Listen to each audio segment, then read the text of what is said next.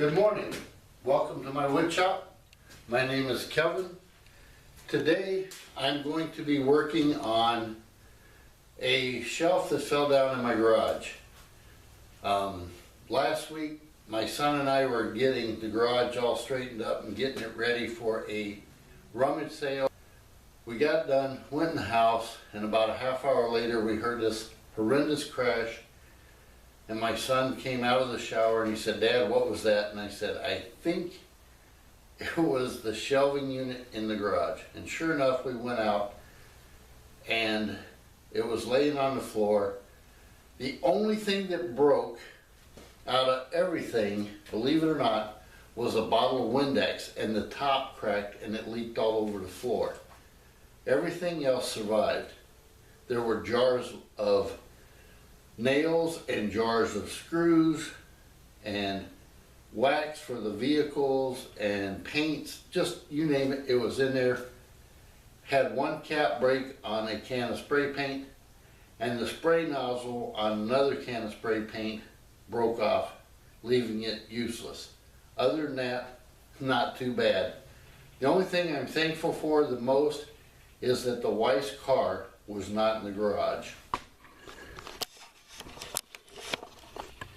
Yesterday, I cut the width of a 4x8 sheet of plywood, and today I'm going to cut it to length, and I'm going to take the board behind me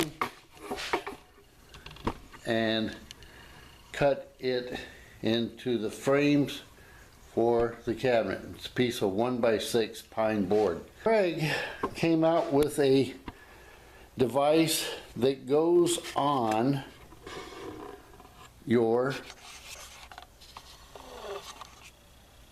saw. Anyway,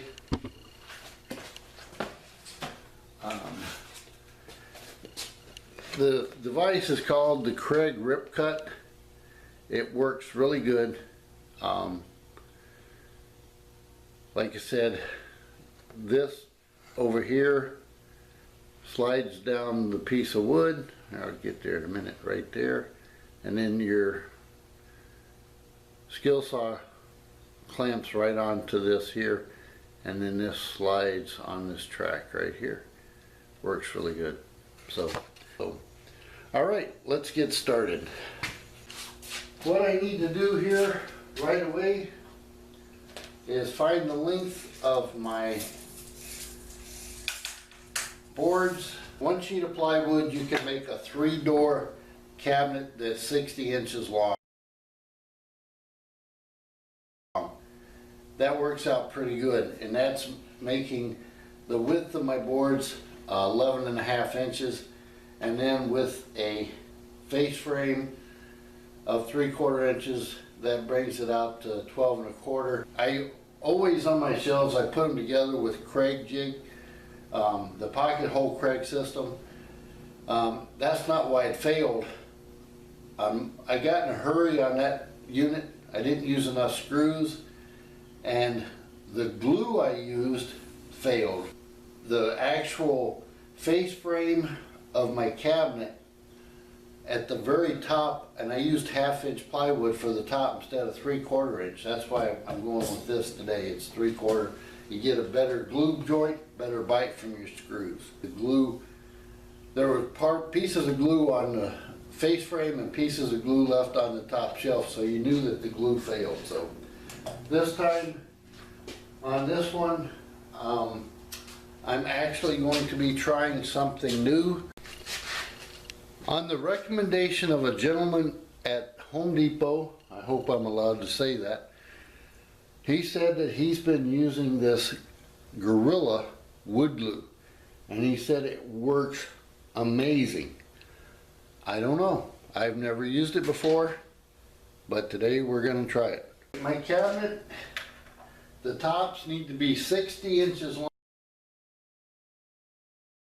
long, minus the thickness of my ends, which is going to be 1.45, measuring the two pieces of wood, one on top of the other. So we're gonna mark back from 60 and we come back and we end up at 58 and 9/16. I honestly think when it comes to woodworking, I have gremlins in my shop. Things disappear and move like nobody's business. Mark.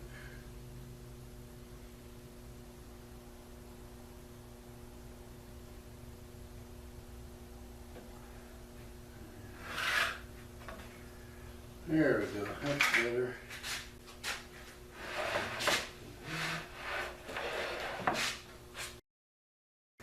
All right, now I'm going to bring over the other board and I'm going to cut it compound miter saw.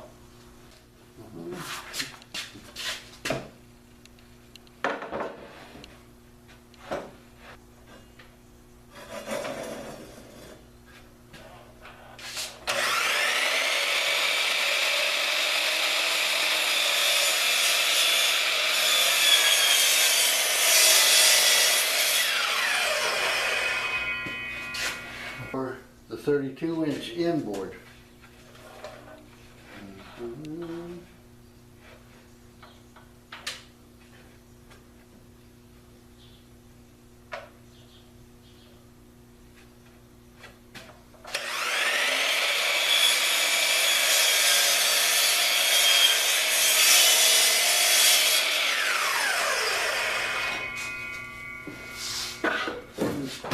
Okay, now I'm going to cut my two dividers to go in the middle.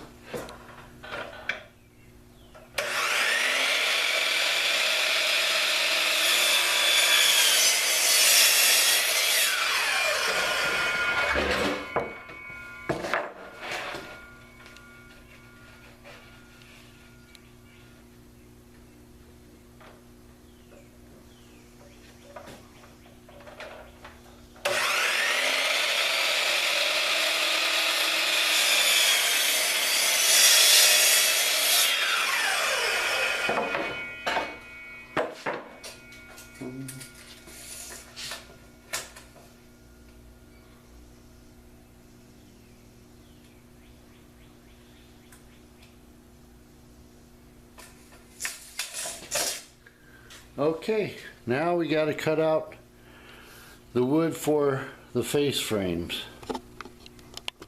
Here's the progress I made so far. Alright, wide. I've got the face frame made.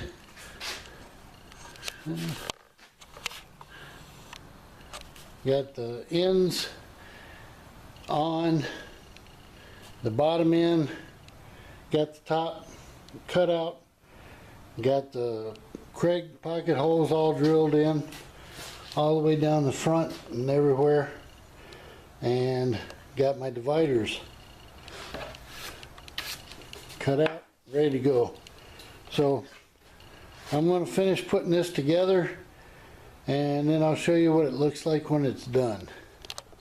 Alright, there you have it. 2 hours worth of work cutting out the top, bottom, sides and dividers, and then cutting out the verticals and horizontals using the Kreg jig system. I've got the K5. If you haven't tried it, haven't used it, it's really an awesome deal.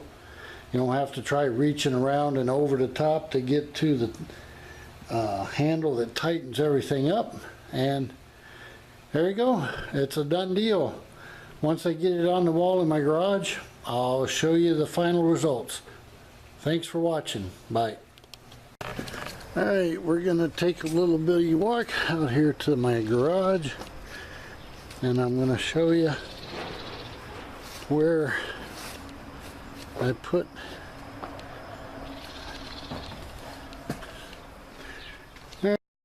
there are my cabinets on the wall in the garage, because the ones that I built last time I cheated with and tried using 1/2 inch top and 1/2 inch bottom, and the glue failed and the screws pulled out, and I ended up with a big mess on the floor. And everything you see in that left cabinet and everything that was in the left, middle, and right cabinet was down there on the floor. And a good thing my wife's car wasn't in here, or she would have been upset, wouldn't you, honey? Yep. She would have killed me.